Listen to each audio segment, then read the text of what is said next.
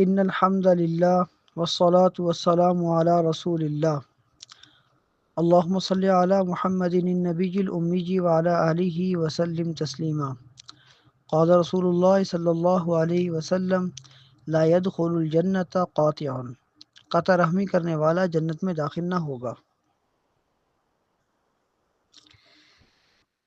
یہ حدیث حضرت جبیر بن مطعم رضی اللہ تعالیٰ عنہ سے ہے۔ فقہائے کرام نے اس حدیث کی تشریح میں لکھا ہے کہ ناطہ جوڑنا یہ واجب ہے اور ناطہ توڑنا یہ گناہ کبیرہ ہے۔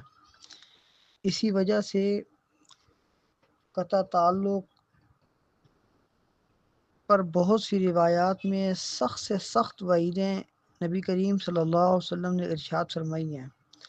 حتیٰ کہ ایک روایت میں ہے بغاوت اور قطع رحمی دو ایسے گناہ ہیں جن پر دنیا اور آخرت دونوں میں عذاب دیا جاتا ہے۔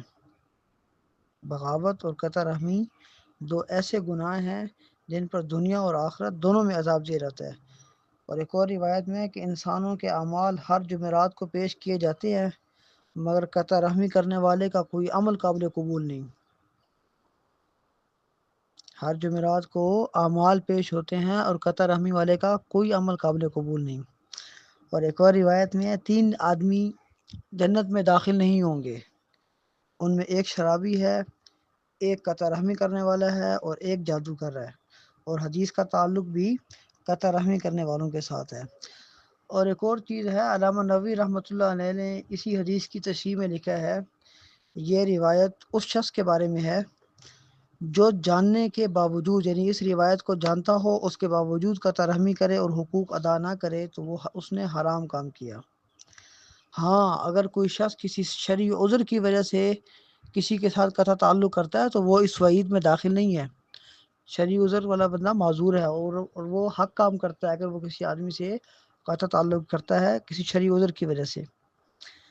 یا اس حدیث کا یہ مطلب ہے کہ جو قطع رحمی حرام ہے اس کو جو شخص حلال جانتا ہو اور حلال سمجھ کر یہ کام کرتا ہو اس پر جنت کا داخلہ حرام ہے۔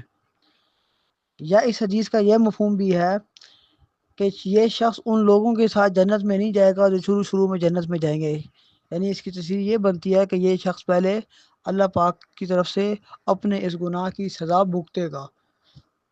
یہ ایسا قابل جرم سزا ہے کہ جب تک اس کی سزا نہیں ملے گی یہ جنت میں نہیں جائے گا۔ اللہ پاک مجھے بھی آپ کو صلہ رحمی کرنے والا، تعلق جوڑنے والا بنائے۔ اللہم صلی علی محمد النبی الامی وعلی آلہ وسلم تسلیما۔